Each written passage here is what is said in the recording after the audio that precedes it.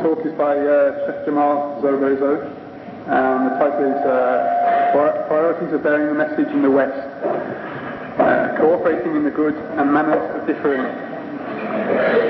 Inshallah, this talk will be 1 hour with about 50 minutes of questions and answers, so inshallah we'll be finishing about 10:15 or 10:20. So I'll hand you over to Sheikh Jamal.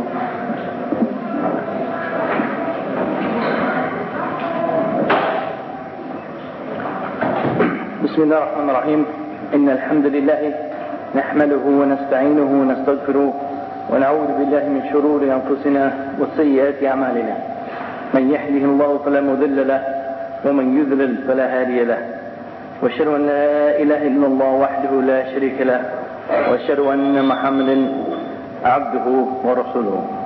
أما بعد.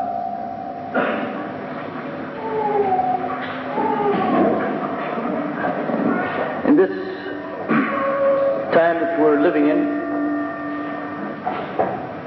it's very important that we understand how to deal with differences of opinion. Because we have seen a lot of things occurring among the brothers recently, a lot of very unpleasant things. And when we don't understand this topic, like so many other topics, we have a tendency to go to extremes. And whenever people go to extremes, the result is almost always negative. So, in order to understand our situation, and in order to react to it positively, we have to understand how to behave in the presence of differences of opinion among ourselves. Now, there's no question that the goal is unity.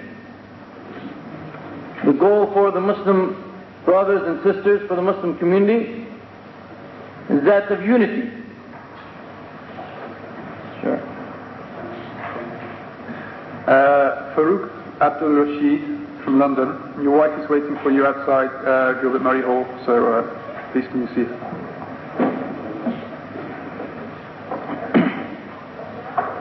So the goal is unity. As Allah subhanahu wa ta'ala has said, وَاعْتَصِمُوا بِحَبْلِ اللَّهِ جَمِيعًا وَلَا تَفَرَّقُوا. And hold together, stick together to the rope of Allah subhanahu wa ta'ala and in the teachings of Allah, from Allah subhanahu wa ta'ala, and do not divide. But what does this unity, this concept of unity imply? Does this mean a complete and universal agreement on all points and all issues? And is this what we mean by unity in Islam? Or is it in fact something much deeper than that?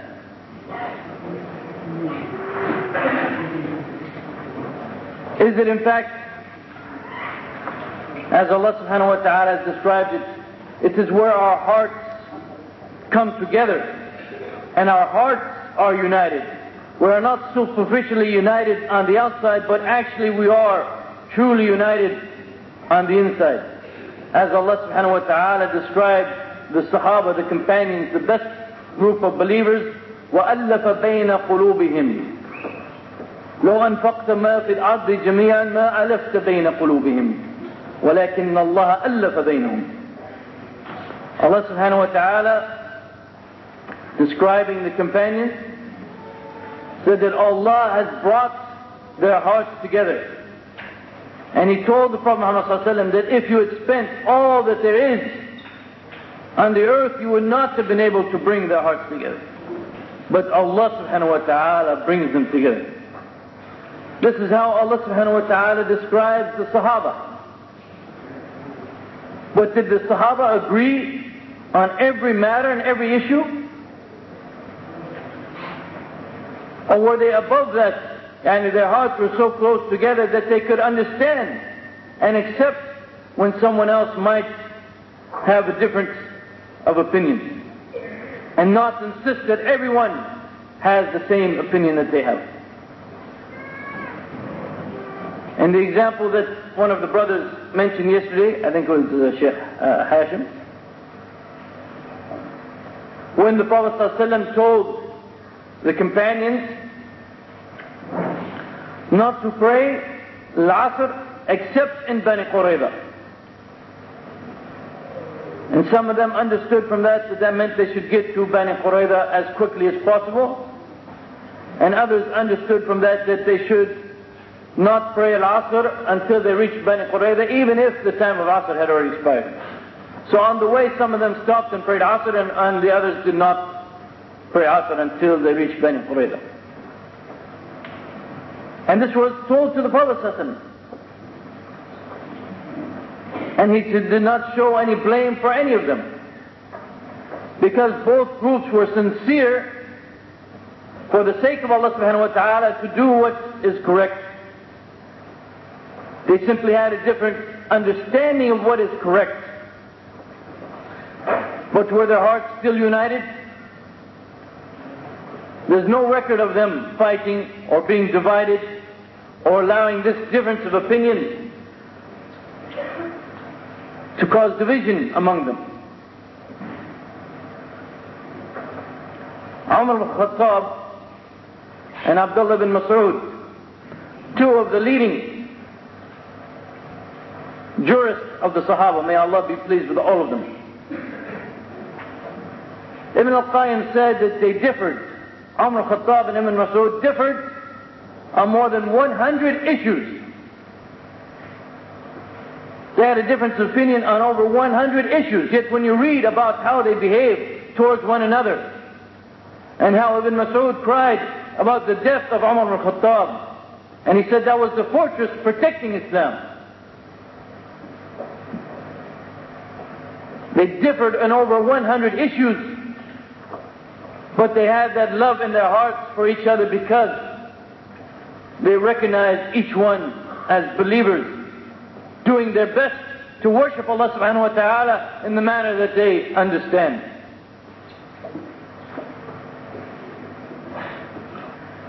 Even when the Sahaba were fighting one another,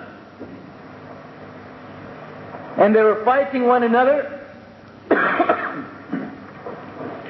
they were fighting one another because of a difference of opinion.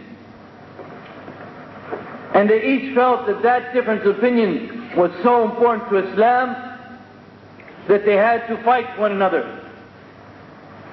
However, even during those circumstances, we see that they still treated each other as brethren, and they understood why they were fighting.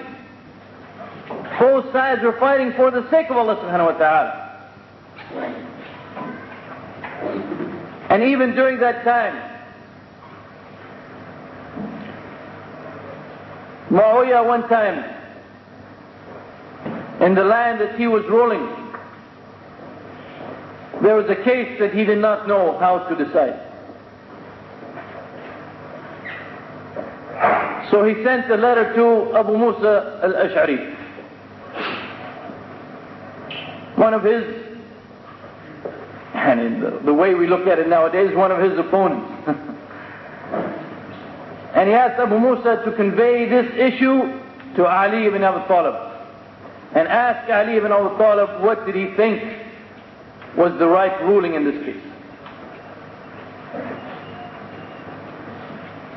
So when Ali read, or when he told him when Abu Musa told him the case, Ali said, "This case does not come from my land." They were both ruling separate lands. He said, "This case, I'm not familiar with this case, it's not coming from my land. Where is it coming from?" So he told him, "This is actually a letter sent to me by Muawiyah. He wants your fatwa on this issue." So Ali gave him his ruling on that issue. And you can see how this compares to nowadays.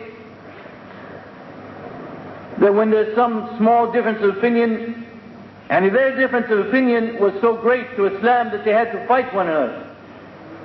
But nowadays, over minor issues, if we disagree on something, then we tell each other, oh, don't listen to that person at all. Don't go anywhere near him. And this is Muawiyah sending a letter to Abu Musa to get a fatwa, a ruling from Ali ibn Abi Talib. And in this situation of coming to different conclusions, and it's not only the Sahaba, but even Dawood and Sulaiman alayhim as-salam.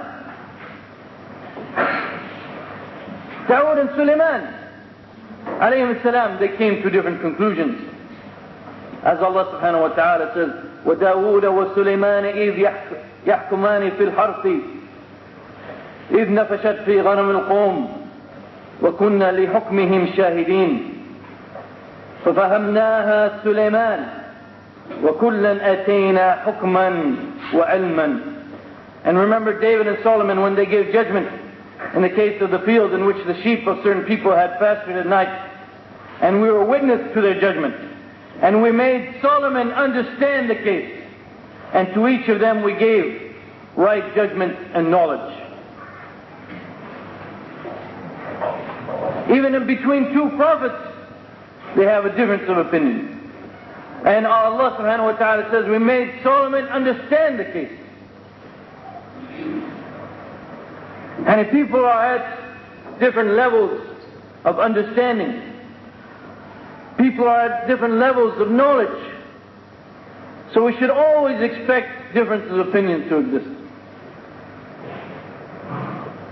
And if there were no differences, there was no difference of understanding and natural characteristics that we had, and if you think some people would be Leeds fans and other people would be Manchester fans, everyone would be for the same team.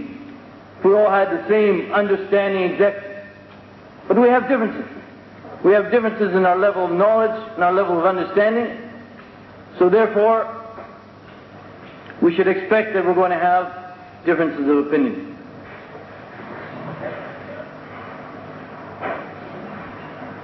Now when we have differences of opinion, we have to try to understand what kind of difference of opinion we are having.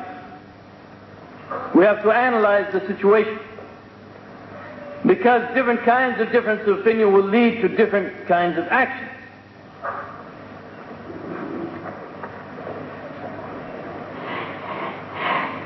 And if we don't understand what kind of difference of opinion we are dealing with, then our actions may be incorrect. For example, we have differences with respect to the disbelievers, and we have differences among the believers. Obviously, you treat those different kinds of differences differently.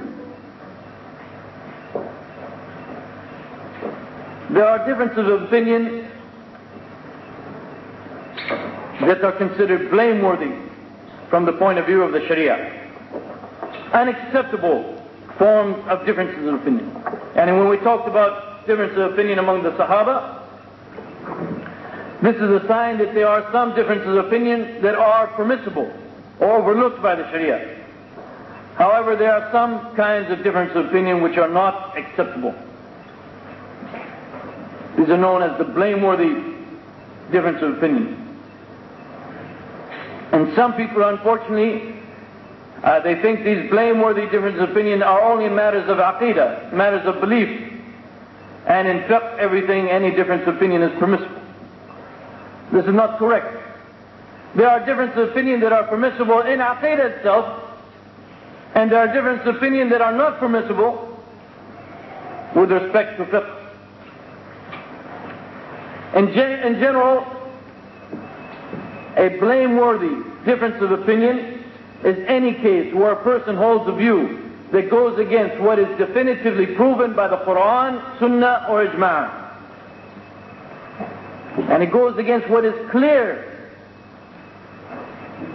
and unambiguous from the Qur'an or Sunnah or Ijma'. If someone goes against that, then that kind of difference of opinion is not acceptable whatsoever. If someone, for example, says we don't have to pray 5 times a day, prayer is not obligatory,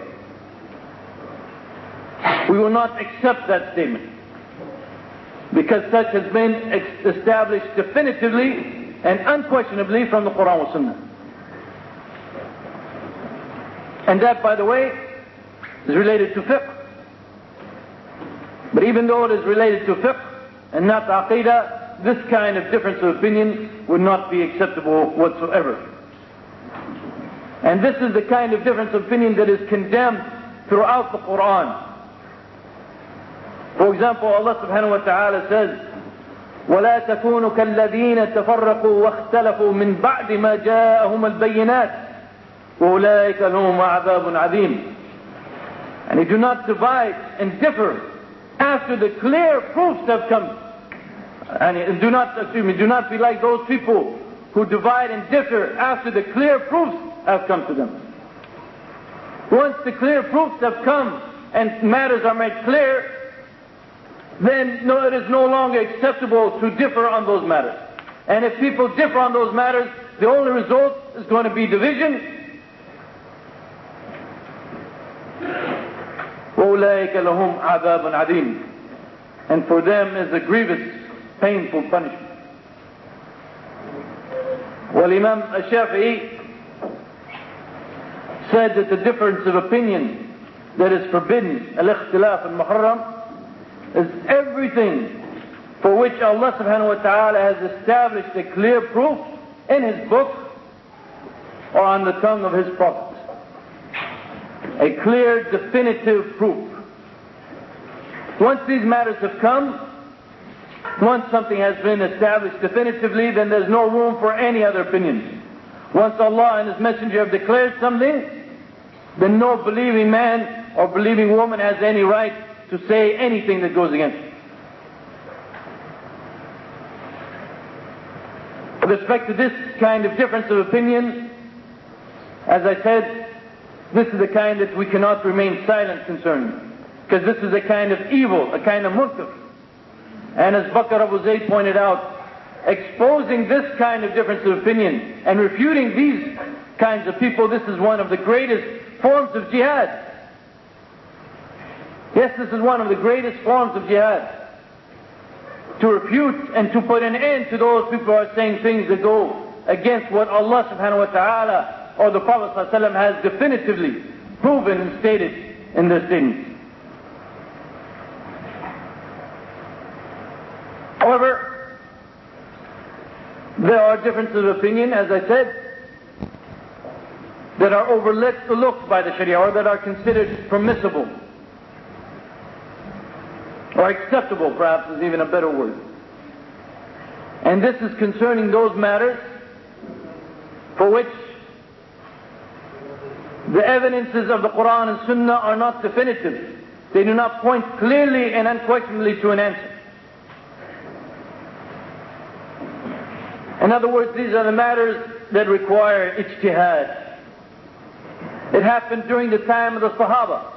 None of the Sahaba disagree about the Qur'an and Sunnah and those things that are clear in the Qur'an and Sunnah. But for example, after the death of Uthman, there was a difference of opinion about what principle to apply in that case, and what takes precedence in that case.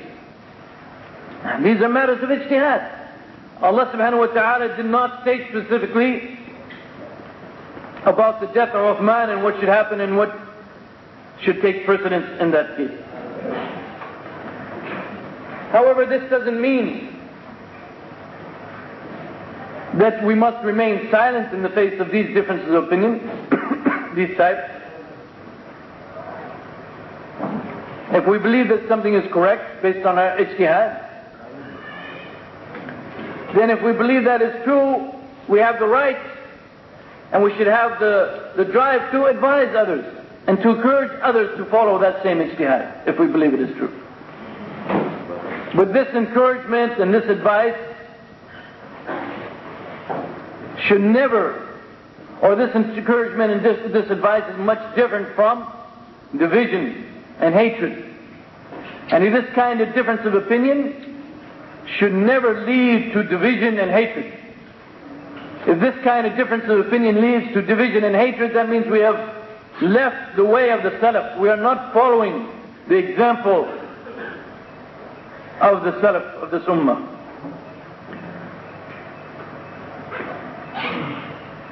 Imam al-Shafi'i was debating with someone, and after their debate, he said, "Oh Abu Musa," that was the person's kunya, "isn't it correct that we are brothers, and we are true brothers to one another, even though we don't agree on an issue?" Ahmad ibn Hanbal and Ali ibn al-Madini, two of the greatest scholars of hadith, they were debating a point. They were debating a point to the extent that they started shouting at each other. And because each one believed that what he's following the truth, and he wishes that his brother would also realize that that's the truth.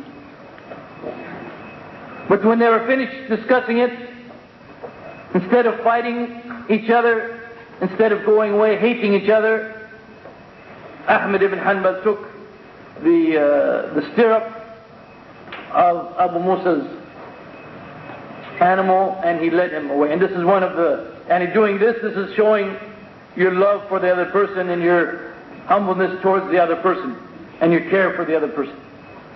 Just a few minutes ago they were arguing vehemently, but they were arguing for the sake of Allah subhanahu wa ta'ala about a point that they differed on, but they both understood, and to use modern lingo, at least American modern lingo, they both understood where each was coming from.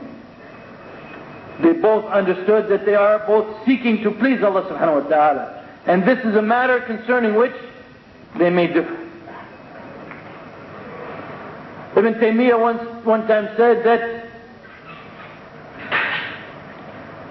if it were allowed to boycott, if two Muslims were allowed to boycott each other on any difference of opinion, then there would never be any brotherhood whatsoever. Because, as I said, differences are bound to occur.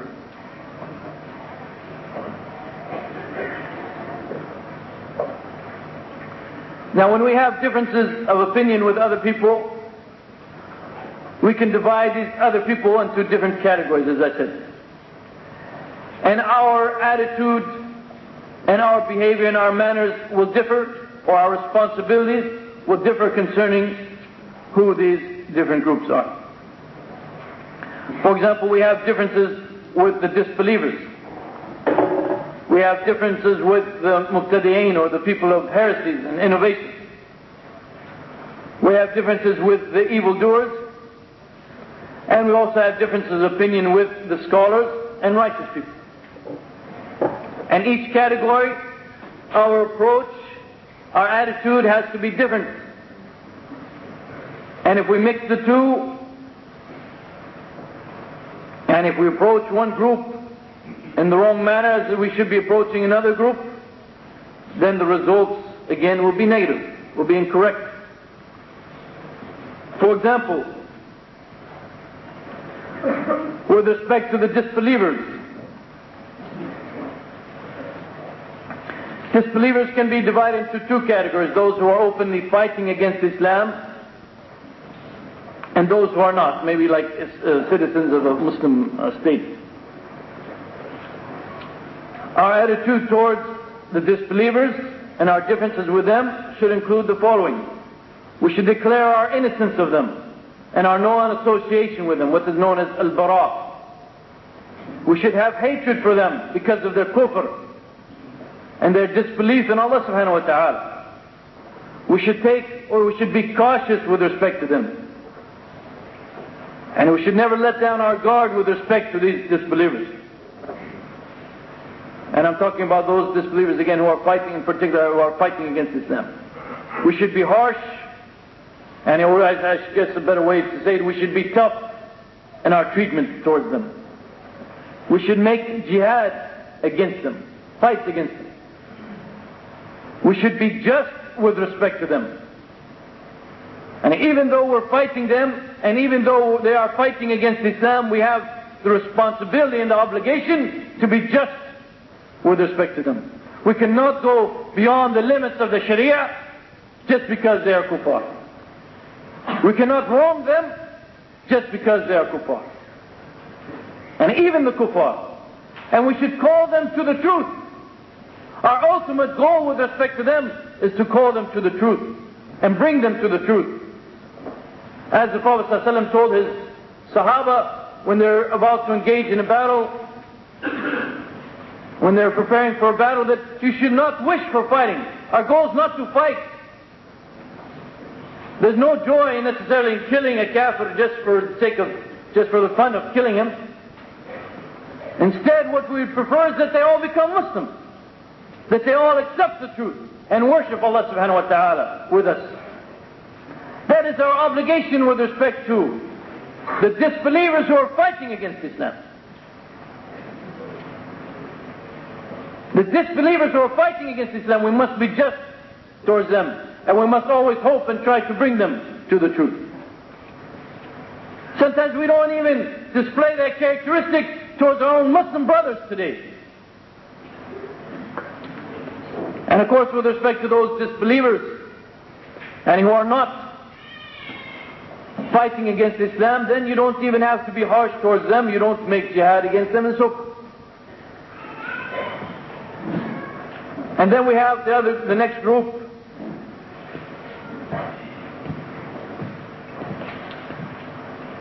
Ahl al-Bid'ah, the Mubtadi'een, the heretics, the innovators.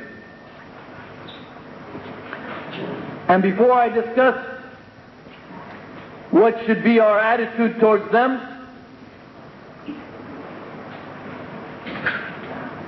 let me make two introductory points. First of all, we must remember that calling someone a heretic, calling someone a mubtada' is not a light matter. Many people, they are cautious when they calling someone a kafir because they know the warning about it, but also calling someone a mubtada' is not a light matter.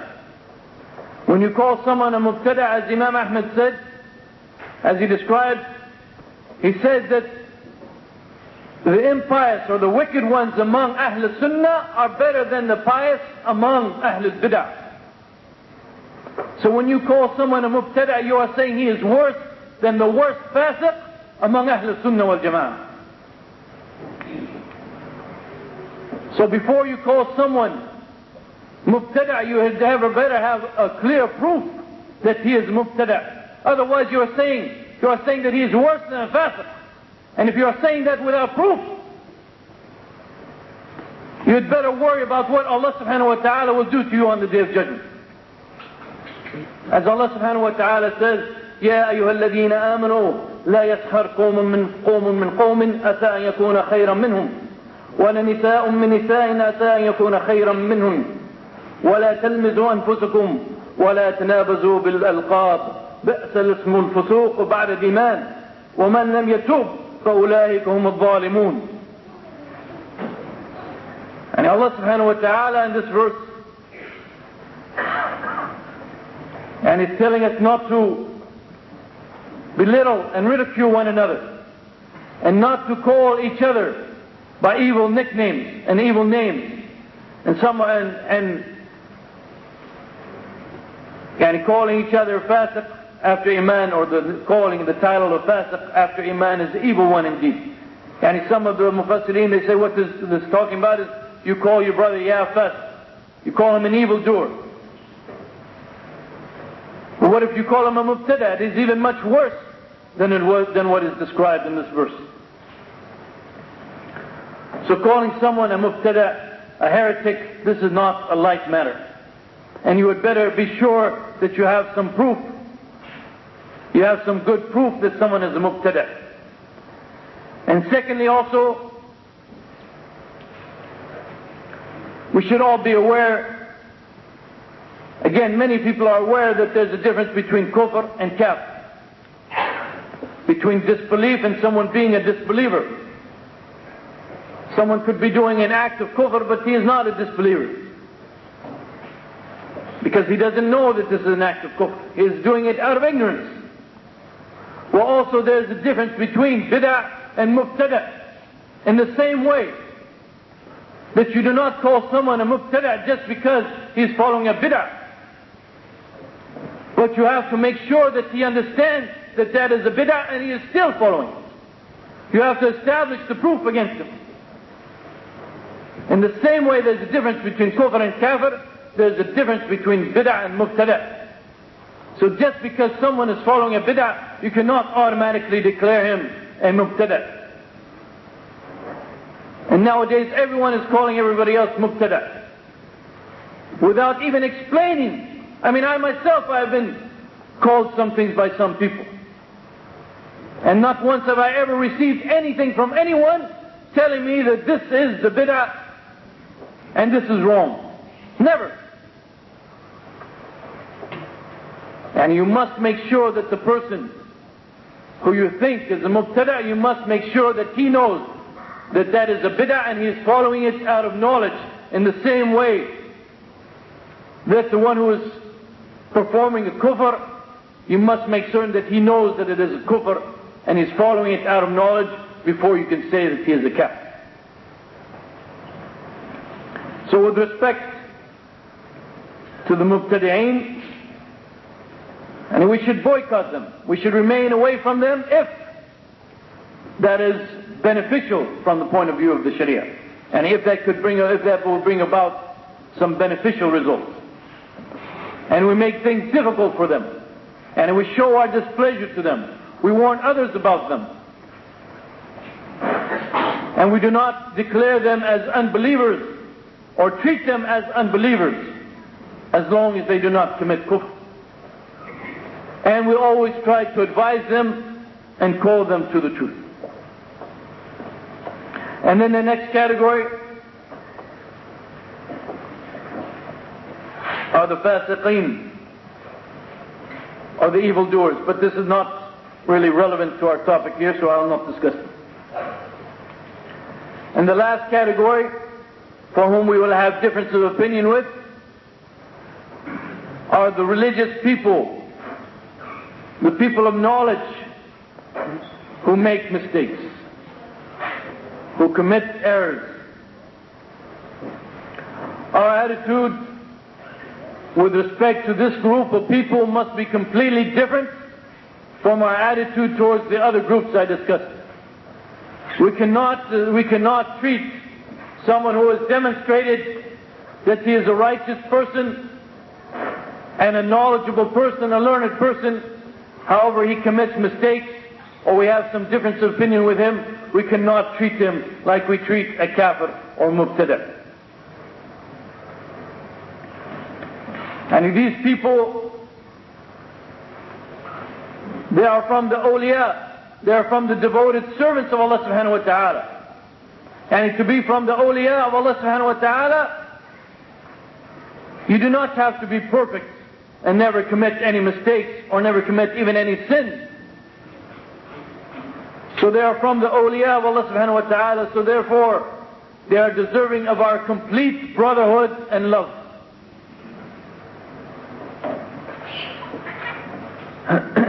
As Allah subhanahu wa ta'ala says, إنما وليكم الله ورسوله والذين آمنوا الذين يقيمون الصلاة ويؤتون الزكاة وهم راكعون ومن يتولى الله ورسوله والذين آمنوا فإن حزب الله هم الغالبون. Verily your wali, your protectors and helpers, is Allah, His messenger, and the believers, those who establish the prayers, give zakah, and bow down and worship. And whoever takes Allah, His messenger, and those who have believed as awliya, then the party of Allah will be victorious. And we must fulfill all of our rights towards these people, these righteous people, who we might differ with in some opinion, and we might believe are mistaken. And they might even be mistaken in some big issues. But all that we know of them, that they are righteous people and that they are people of knowledge. And since they have established themselves as righteous people and people of knowledge, then we must have good suspicions. We must have good thoughts about them. We should not try to interpret everything they do in the worst possible manner. We don't have the right to do that. Instead, we should think that they are pious people, and therefore when we hear anything about them, we should think or try to think of it in the best way possible. We should be kind and gentle with them. We should try to downplay their faults and conceal their faults for them. And we should try to conceal the faults of every brother, but especially with respect to the ulama and those people of respect, as the Prophet ﷺ has mentioned in the hadith. And we should give them their due respect and honor. We should not treat them like we treat some...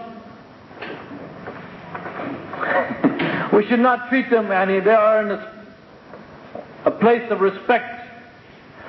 And we should not treat them like we treat each other, or like we treat young people, or like we treat children. And we should not talk about them in that manner. Allah subhanahu wa ta'ala says, يَرْفَعِ اللَّهُ الَّذِينَ آمَنُوا مِنْكُمْ وَالَّذِينَ أُوتُوا الْعِلْمَ الدَّرَجَاتِ. And Allah subhanahu wa ta'ala has given them special ranks, those people whom Allah subhanahu wa ta'ala has given knowledge.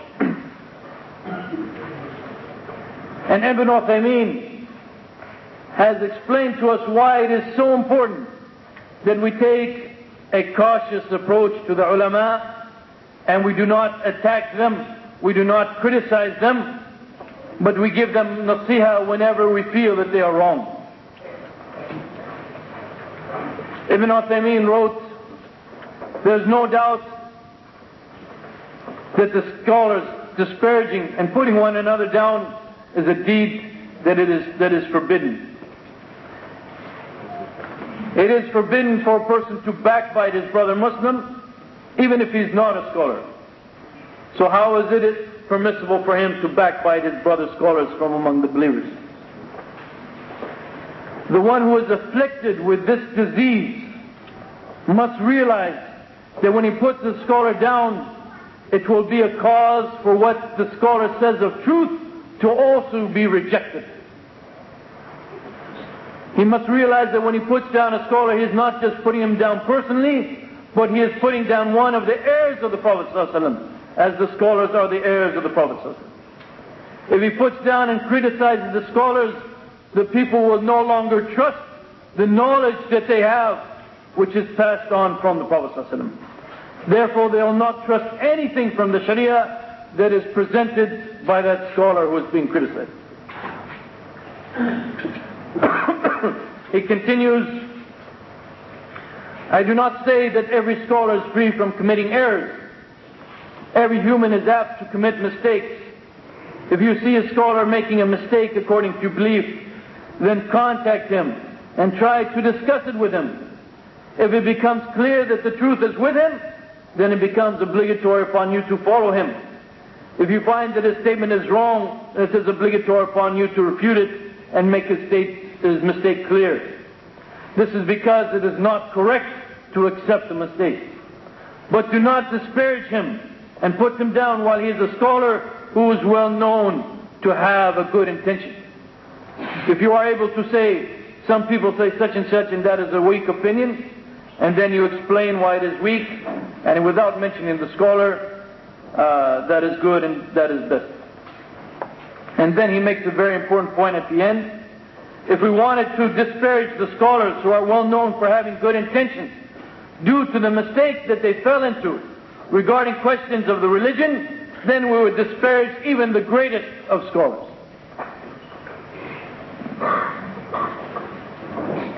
Even if a scholar should follow an opinion that goes against what the majority of the scholars are following, or what the leading scholars are following, this itself does not mean that we have the right to attack him. And in fact, Ibn Uthaymeen again, in another fatwa, he said, if a person differs from the majority of the scholars in an issue in which there is no established evidence for the correctness, established evidence for the correctness of what he is saying, it is not allowed to abuse him, and it is not allowed to be harsh against him. It is not allowed to gather the people against him. Instead, one should debate with that person and contact him. And how many topics are there that are strange for the people to understand, and they think that there's been ijma' on that question. However, when they study, they will find that the person has evidence that will lead even his opponent to follow him and accept it. it is correct that most likely the correct view will be with the majority. That is the normal case. However, that does not mean that the correct view is definitively with the majority.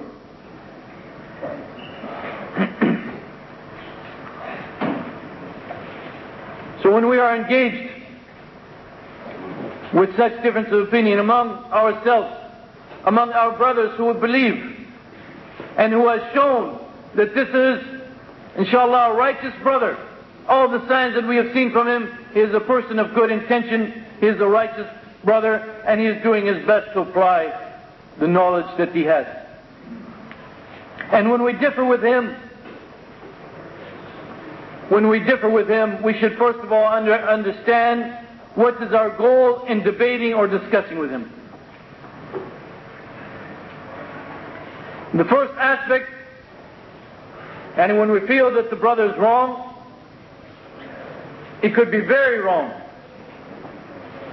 But when we discuss with him, or discuss that point, we must be very clear in our minds what is the goal of that discussion. What are we trying to establish?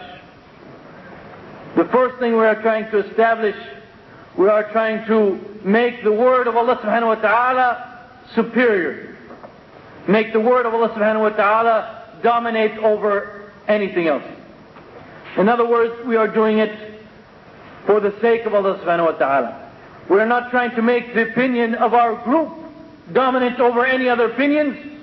We are not trying to make the opinion of our sheikh dominant over other opinions, but we are trying to make the word of Allah subhanahu wa ta'ala dominant. And we are trying to refute what is wrong.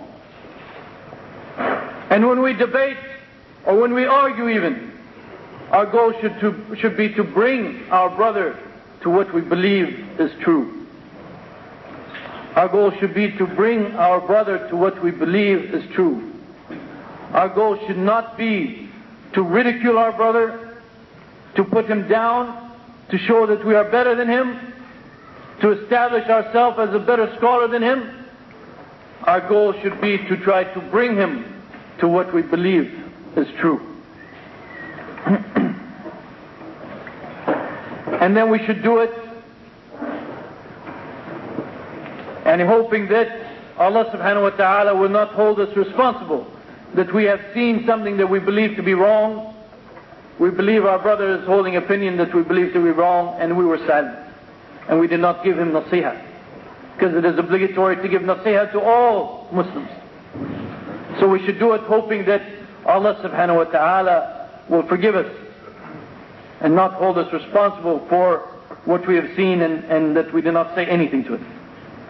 And in our debates and in our actions, we must make sure that our actions are based on sincerity to Allah subhanahu wa ta'ala, and they are based according to the guidance of the Sharia.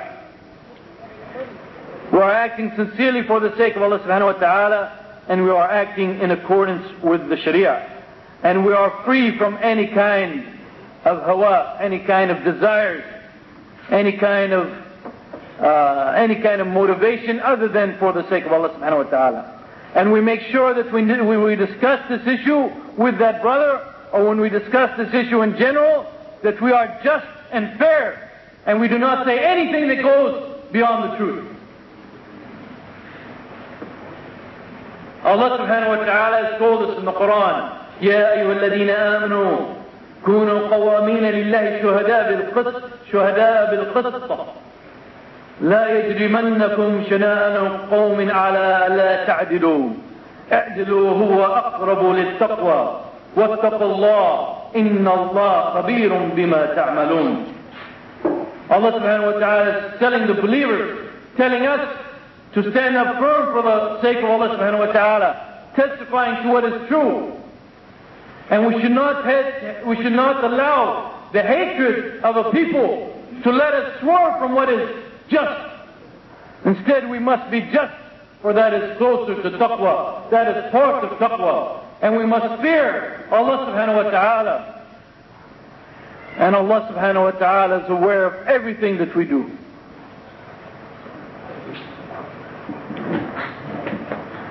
And if we allow the hatred, first of all, many times the hatred is not justified from the point of view of the Sharia.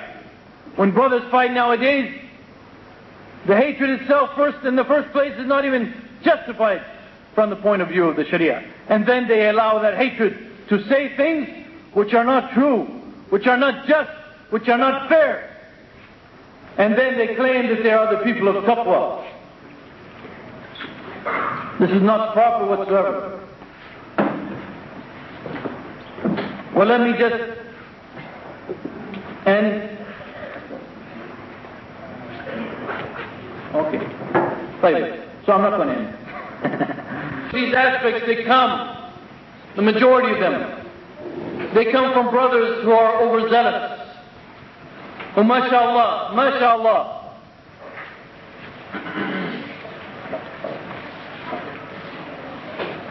They have the desire to please Allah subhanahu wa ta'ala. And they have the energy to please Allah subhanahu wa ta'ala. And they're very zealous in what they believe is true. But unfortunately, so many times they go beyond the limits. They go beyond what is correct and acceptable from the Sharia. And many times this is based on their ignorance, on their youth, on their immaturity. وَلَا حَوْلَ وَلَا قُوَّةَ إِلَّا بِاللَّهِ. And the Muslim Ummah is divided, and the Muslim brothers, who just 2 years ago were as close as they could be, now they're hating each other and saying things about each other which no two brothers should say about one another. And one of the aspects that we see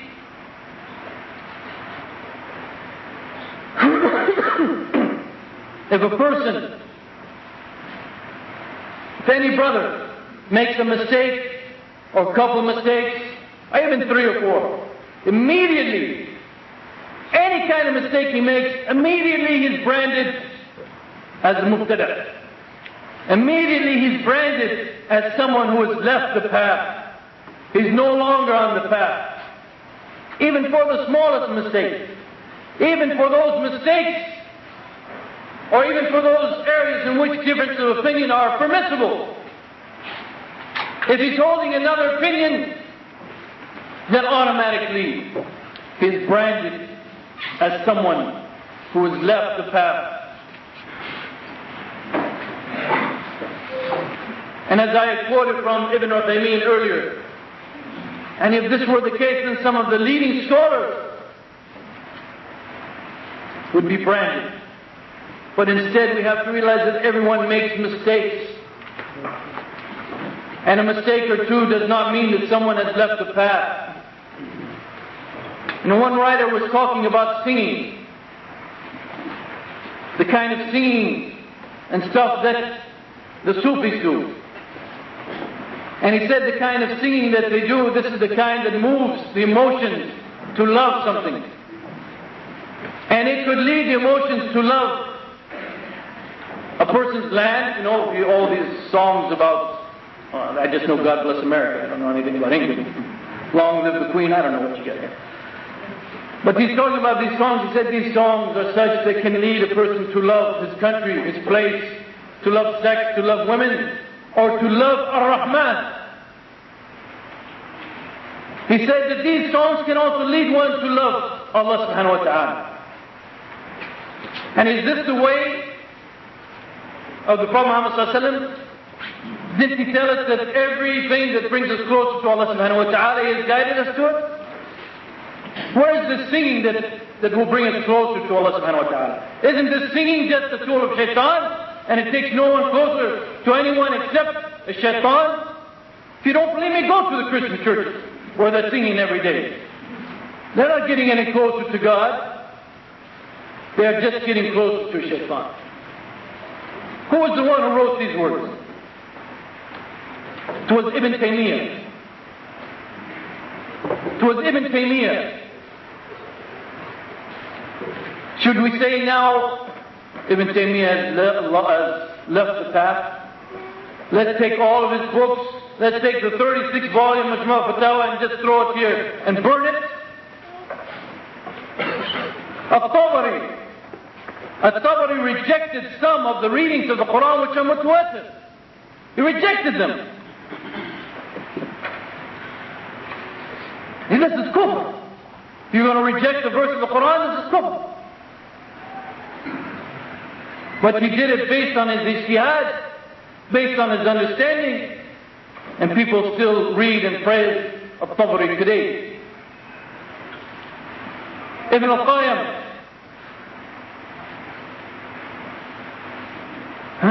Ibn al-Qayyim calls the author of a book called Manazil al-Salikin, in which he wrote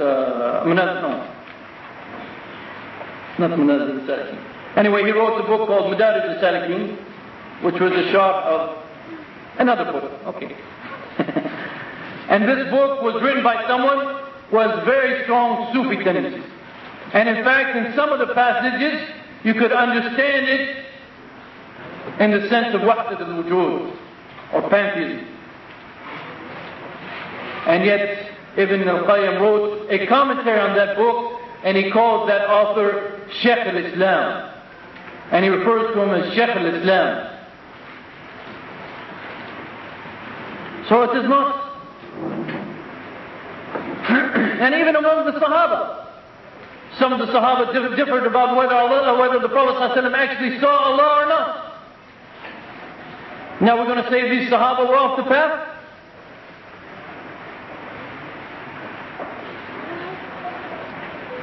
Some of the Sahaba differed whether the Isra wa Miraj was a kind of dream or it was an actual physical thing. Seeing Allah subhanahu wa ta'ala or not, this is a matter of aqidah. And the point is that someone could make mistakes, but if it is overall, what we know of him overall, he's following the way of the Qur'an and Sunnah. He is a person of knowledge. He is a person of piety. Then we still accept him. We don't accept his mistakes. We don't follow his mistakes. But we don't brand him. And we don't reject him. And we don't boycott him. And even the leading scholars of today, every one of them is known to have some opinions which are known as shadh, or strange opinions, that goes against what the ulama said, even seems to go against proofs from the Qur'an. So one or two mistakes, this doesn't need a person to be rejected completely. And similar to that,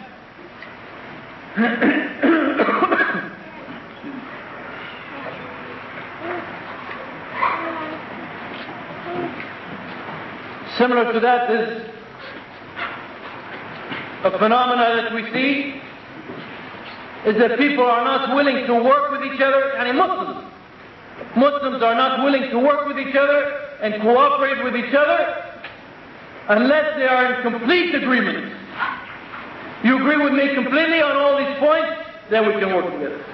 If you differ on any point, and again, even different matters of ijtihad, doesn't matter. That means I won't work with you. I won't have anything to do with you. No.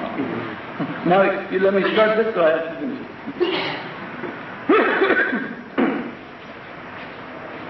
You will never have complete agreement. Didn't even exist among the Sahaba. The only time you can get complete agreement is if the follower is a blind follower, just accepting anything you say. That's the only time you get complete agreement. And recently I received a fatwa that was given recently, in which two sheikhs, and I will not mention their names, but most of you know them and probably know what I'm referring to. If you don't know what I'm referring to, just say Alhamdulillah. And these two sheikhs, first of all, and they're very beloved to me. I know them both personally, met them on a few occasions. I benefit from their books, I benefit from their knowledge. But as Ibn al-Qayyim said about that Shaykh al-Islam that he was referring to, he said, we love Shaykh al-Islam, but the truth is more beloved to us. And this has to be everybody's attitude. Yes, we love one another for the sake of Allah subhanahu wa ta'ala, but the truth is more beloved to us. So these people issued a fatwa or manifesto in which they are talking about many different groups, and they say about them. And they mention, for example, the Ikhwan and Tabligh and other JIMAS and the Muntada in London, if I may. Barak is not here, inshallah, if I may mention it. And what do they say? What do they write in this fatwa? It said, then we warn against cooperation with them in any form.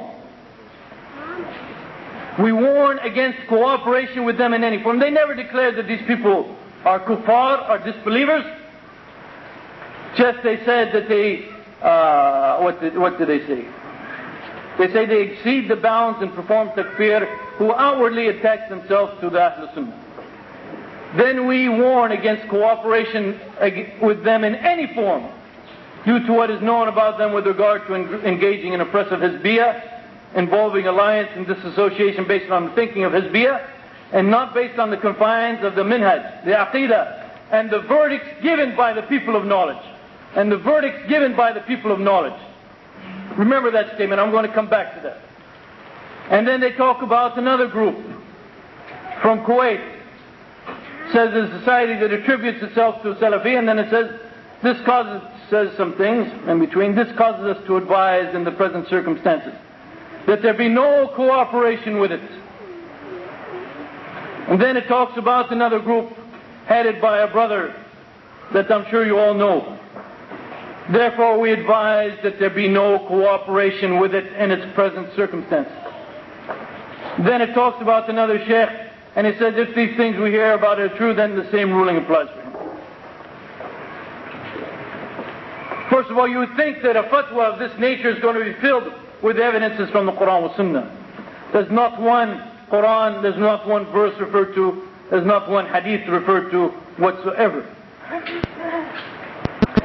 So they said that these people, they said we should have no cooperation with them because they're not following the minhaj, the aqidah, and the verdicts given by the people of knowledge. No cooperation whatsoever with these people. They didn't call them kuffar, but they are saying no cooperation whatsoever. And these people are not following the verdicts of the people of knowledge. Well, let us see what the people of knowledge said. And a fatwa given by a committee, a Lajnat al-Da'imah, made up of Abdulaziz bin Baz, which I'm sure most of you are aware of.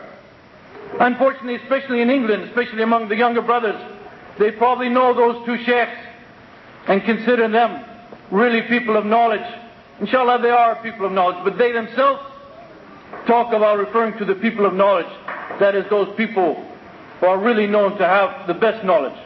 And Abdulaziz bin Baz is one of them. And Abdullah bin Qa'ud, who is now retired. And Abdullah ibn Ghudyan. And Abdul Razak al-Afifi, rahmatullahi alayh. These are real people of knowledge. And these two sheikhs will admit it. Unfortunately, many of you maybe haven't heard of some of these shuyukh, but they are the real people of knowledge. They were asked about the different groups that exist nowadays, such as the Ikhwan al-Muslimin, Jamaat al-Tabligh, Jamaat Ansar al-Sunnah, Ansar al-Sunnah al-Muhammadiyah, was Salafiyin, and those who are called the Takfir wal-Hijrah. That all of these exist in our country of Egypt, and I'm asking, what should be the position of a Muslim towards them? Shall we apply the hadith of Hudhayfah, which states to separate from all of those groups, even if you have to bite on the roots of the tree until death comes to you and you're following that way?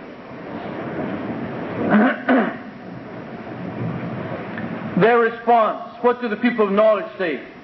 Do they say you should have no cooperation with them whatsoever?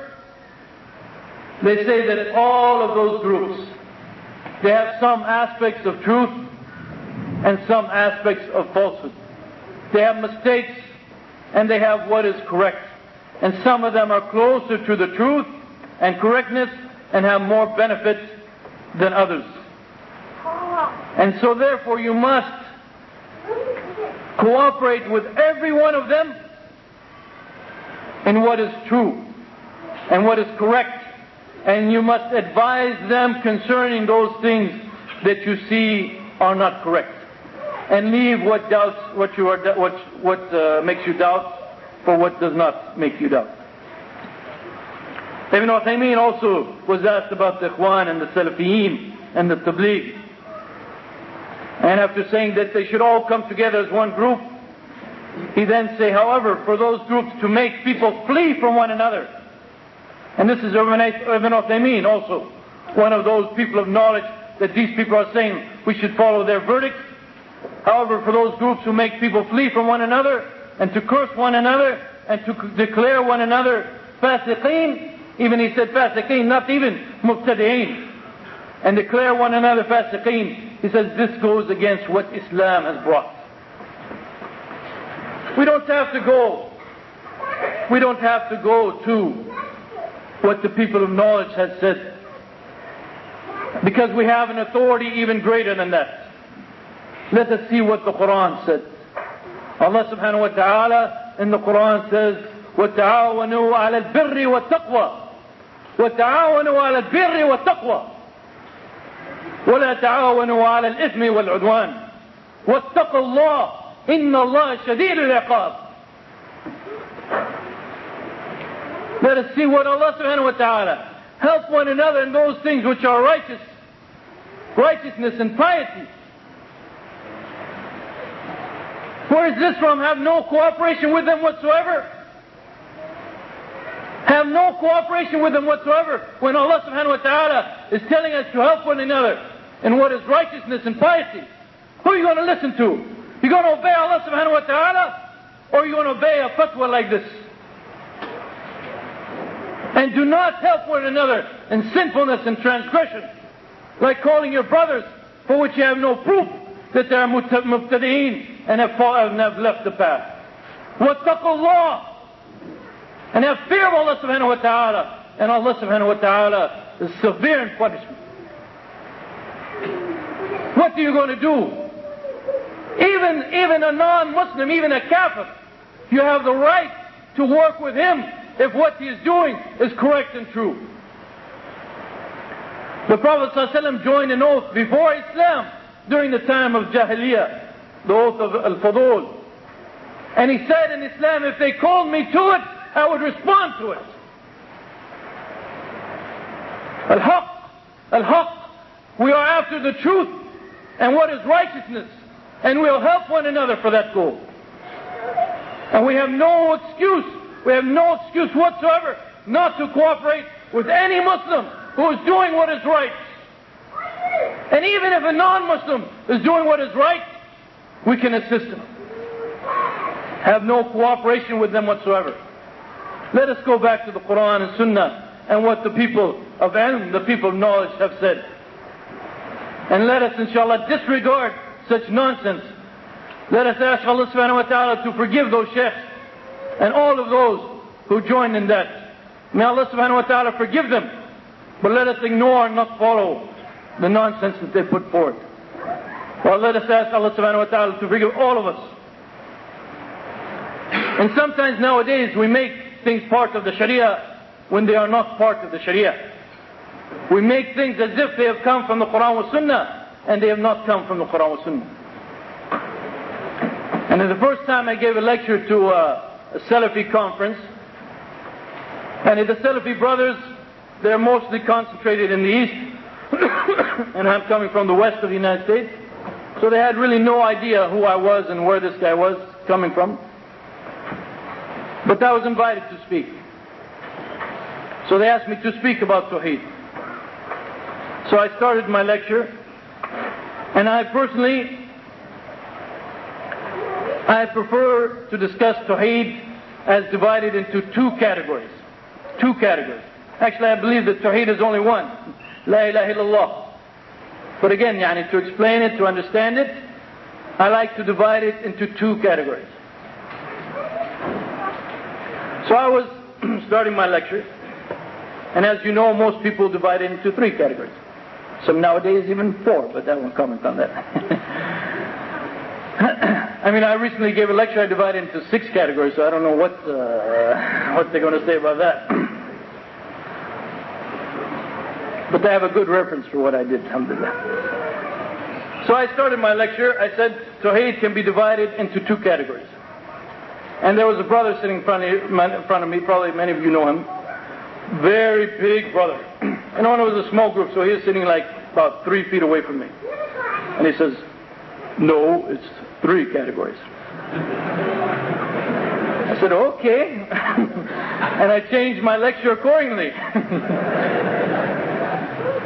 And this is not from the Qur'an. The Prophet ﷺ never said Tawheed is 3 categories. Allah subhanahu wa ta'ala doesn't say Tawheed is 3 categories. But we are making things part of the Sharia that are not part of the Sharia. And if someone doesn't say it exactly as we have learned it, then he's wrong. And nowadays, at least that brother just corrected me. Nowadays, he probably would have said, this man is a mubtada, everyone get up and go. Not him, but I mean nowadays that's how these things are dealt with. We're also nowadays making wala on the basis of personalities. And what do you say about so-and-so? What do you say about so-and-so?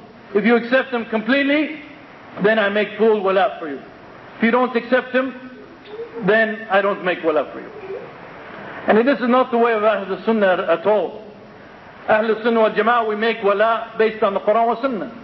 And the more the person has of righteous deeds, the more we love him, the closer we come to him. And the more he has of evil deeds, the less we love him. And in making wala on the basis of personalities, this is the way of the Sufis. They have their sheikhs, and according how you treat their sheikhs, this is how they will make wala to them. But unfortunately, as I said, and wala nowadays is based on personalities. And if you don't accept this person, that person, and completely agree with him, then you are off the path. And we have to be very, very careful how we treat other believers. Because if we are opposing someone wrongfully, and he is a believer in Allah subhanahu wa ta'ala, and he has taqwa, then we can just wait for our own destruction. As the Prophet ﷺ said in the Hadith Qudsi from Allah subhanahu wa ta'ala, مَنْ عَادَ لِي وَلِيًّا فَقَدْ أَذَنْتُهُ بِالْحَرْبِ. And if anyone wants to go to battle with Allah subhanahu wa ta'ala and try to fight against Allah subhanahu wa ta'ala, then let him oppose the believers. Because Allah subhanahu wa ta'ala said in this Hadith Qudsi that whoever opposes one of my awliya, one of my devoted servants, then I have declared war against him. Finally, you let me get into that, so I had to finish that.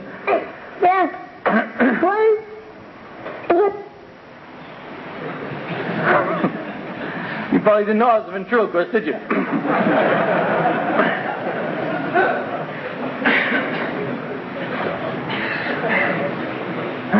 As I've said, and we are dealing with our differences of opinion in the wrong manner. And this has led to a great deal of anger, and it has led to a great deal of sorrow. And I would just like to say, and is this a big issue? The differences we're having, and the things we're saying about one another. And it is a big issue, because we are destroying the brotherhood that we are supposed to be creating. We are tearing the hearts apart rather than bringing the hearts together. The Prophet ﷺ told us that we should not be envious towards one another. We should not turn our backs towards one another and boycott one another. Instead, we should be وَكُونُوا عِبَادَ اللَّهِ إِخْوَانًا. We should be brethren, servants of Allah subhanahu wa ta'ala. And all of us striving to serve Allah subhanahu wa ta'ala and helping one another towards that cause. And the Prophet ﷺ said, it is enough of a sin for a person that he belittles his brother Muslim. And all of a Muslim is inviolable to another Muslim. His blood, his wealth, and his honor. However, I would like to quote from Ibn Uthaymeen.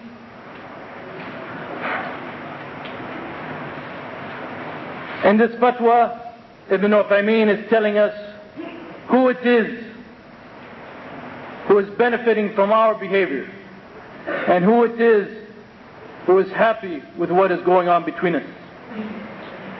He was asked about the kind of division that exists among the different groups today, and he said, by Allah, my position is that this is very painful and sorrowful. It is feared that this Islamic revival and reawakening will become dry and lose its force. And probably you've already seen aspects of that here in England. Because when the people differ, they become, as Allah subhanahu wa ta'ala has said, وَلَا تَنَازَعُوا فَتَفْشَلُوا وَتَذْهَبَ رِيحُكُمْ. And that when you dispute, then you become weak and your energy, your strength leaves you. And then he said, and please listen to what this person of knowledge that everyone inshallah accepts as a person of knowledge. He said, the enemies of Islam, those who openly attach themselves to Islam,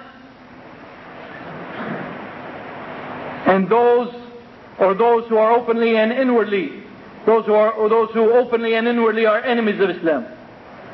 The enemies of Islam, these enemies of Islam, they are very happy with that division. In fact, they are the ones who stoke its fire. They come to this person and they say, this person has said such and such, and he's done such and such. And they sprayed hatred and enmity among those brothers who are calling to Allah subhanahu wa ta'ala. Then he continued, it is obligatory upon us to stand against the plot of those enemies of Allah and His Messenger and His religion. And we must be one ummah, and we must gather together and benefit from one another. We must make ourselves like we were one caller to Islam. Even if we differ in our minhaj. Listen to what Shaykh al-Islam Ibn Uthaymeen said. Even if we differ in our minhaj in calling to Allah, that is not of importance. What is important is that we come together as brothers, our hearts together on the truth and loving one another. And Allah subhanahu wa ta'ala has told us, إِنَّ هَذِهِ أُمَّتُكُمْ أُمَّةً وَاحِدَةً وَأَنَا رَبُّكُمْ فَاعْبُدُونَ. We are one ummah. We are all one ummah, and Allah subhanahu wa ta'ala is our Lord. So therefore let us go together worshipping Him and submitting to Him. And let me end, this time really, and let me end by quoting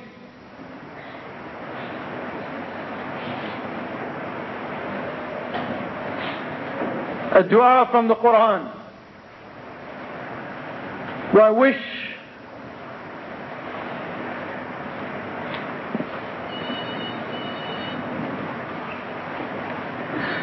all of us would go to the Qur'an and make this dua every night. All of those times in which our dua, inshallah, are accepted. Let us make this dua sincerely to Allah.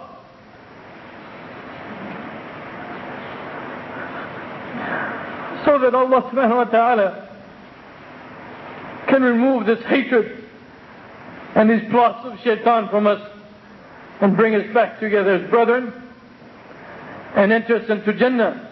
Because the Prophet ﷺ has told us that we will not enter Jannah until we believe, and we do not believe until we love one another.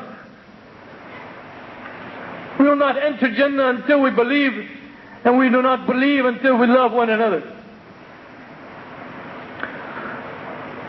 So let us all ask Allah subhanahu wa ta'ala and pray sincerely to Allah subhanahu wa ta'ala. ربنا اغفر لنا ولإخواننا الذين سبقونا بالإيمان ولا تجعل في قلوبنا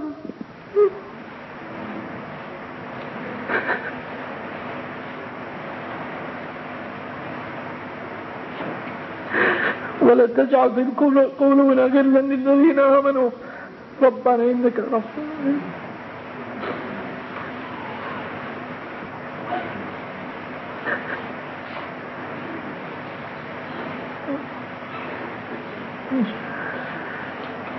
Jazakallah, Sheikh Jamal. I think we'll finish now and we won't continue with questions. But inshallah, the next talk is at 10:45 by Sheikh Ali Tamimi on charity, prayer and jihad. So if you could have a break and come back at that time. Thank you.